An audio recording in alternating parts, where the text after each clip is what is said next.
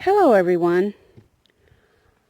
Today is Saturday. It's a beautiful day. We've had an entire week, or the last 5 days has been rainy, storms coming through, cold fronts, the soup and chili kind of weather, just really, really miserable, foggy, yucky weather. So I've been unable to video, unable to do much except stay in the house and only come out when it's necessary because it's just been miserable.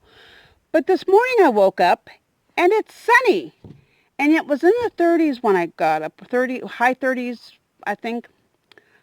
But the sun is out and it's warmed up. I'm wearing short sleeves. I've been in and out today doing things. It's just a beautiful day. And because of all the storms and stuff, I really haven't been able to video anything.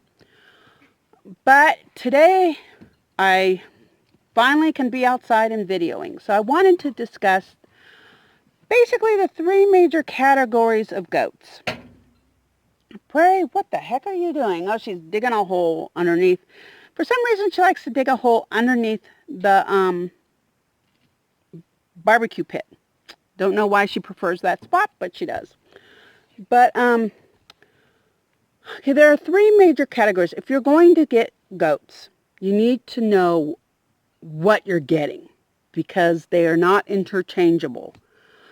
One category, and if you've seen my videos on lawnmower and sport, those are boar goats. Boar goats and Spanish goats and Kikos, those are the three I'm familiar with. I'm sure in the United States there are other breeds that qualify as meat goats that I'm not aware of. But that's what's common around here, especially the Spanish and the Boers. I know there's a lot of other breeds around the planet that are not allowed in the United States. But so you may, if you live in another country, you may be aware of goat breeds that we don't have here. But those are the three main that I'm aware of, that if you want goats but you want them for meat purposes, that's what you're going to go for. And it's what it says. You raise them up to slaughter and have meat. Another category of goat is your dairy goat. I personally have Nubians, which are actually a dual breed, dual purpose. They're not as skinny. They tend to have more meat on them than a lot of the other dairy breeds. And so people will take their excess bucks and castrate them, make them into wethers, and then raise them up and slaughter them for food. Whereas they'll keep the girls to milk them. Nubians have great milk. There's also the Alpines and the Sayons, and there's just Nigerian dwarfs.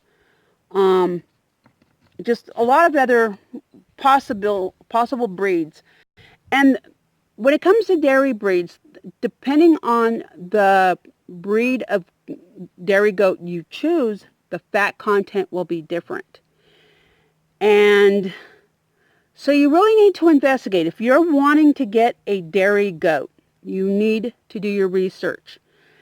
They all have different personalities. Certain breeds of like Alpines are more likely to jump.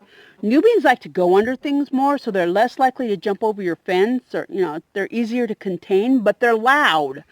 They're one of the loudest of the dairy breeds. So that's something to keep in mind.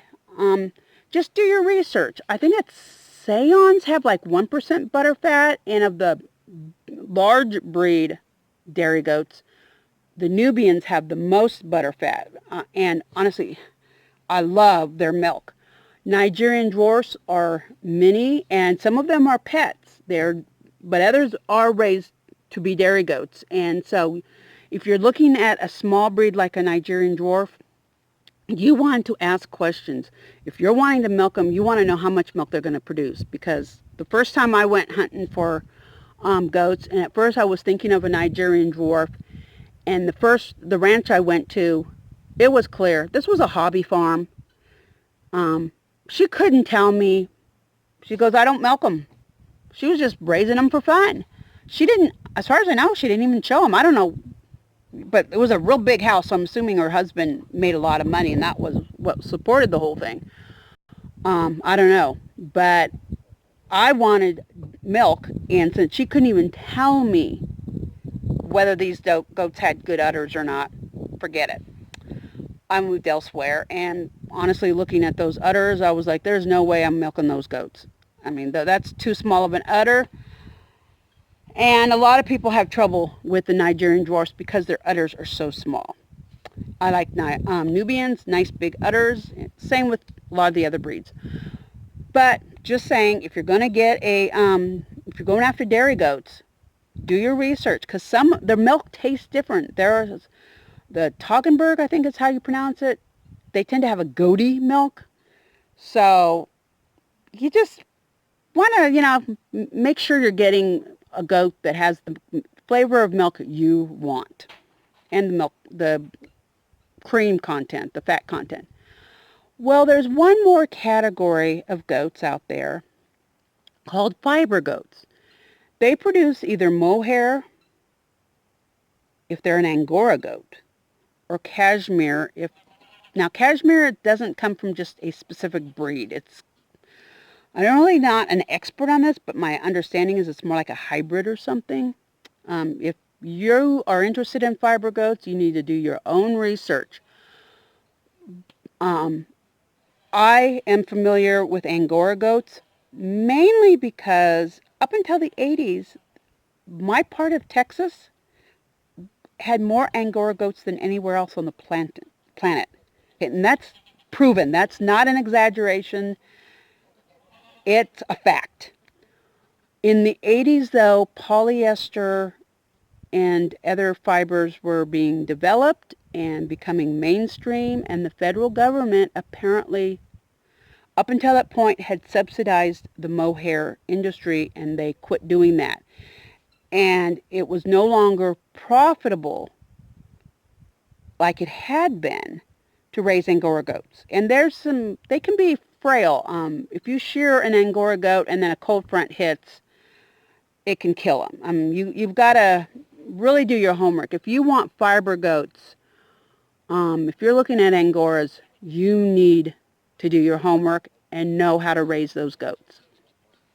Because you don't want to spend a whole bunch of money on some Angora goats only to lose them because you did something stupid in ignorance. And so, and Tiger just showed up. So, but because even though this is no longer the Angora capital of the planet, there's still a lot of Angora goats around here. And I don't live real close to one. I know where several are. I have driven by several ranches with Angora goats. But I don't live, there's none right near me. I mean, like within 5-10 miles of me. Hello. Yes, this is Tiger. So, but because of our history of having just an overwhelming, millions and millions of Angora goats here, and being one time the capital, there's a history of Angora goats here, of them being sheared. There still is shearing going on here, and they must be sheared. They're like a sheep in that their wool, their fibers, it's not wool, it's hair, it's mohair, continually grows.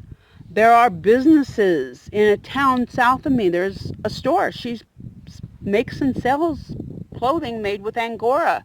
Not Angora, mohair. It's an Angora goat produces mohair fibers. And there's other things. In the town I'm closest to, there is a business that processes wool and Angora and mohair. And when it's the shearing season, they'll get, the ranchers will have either shear themselves or have a professional shearers come out And we'll shear all the, goats. If they have Angora goats, we'll shear those. If they have sheep, they'll shear those. There's a lot of sheep out here too, but this really country is a lot of it's more suited for goats than sheep. But because of the history, though, a lot of these towns have businesses that actually process the mohair or wool. And a few years ago, I happened to be in town, and there was a guy at the Mohair wool warehouse processing the fibers. And I got a bunch of pictures, and I thought you might enjoy seeing all those pictures. So I'm going to share those pictures with you. Also, the mascot for the local school in town is an Angora billy goat. No other breed. It's an Angora billy goat.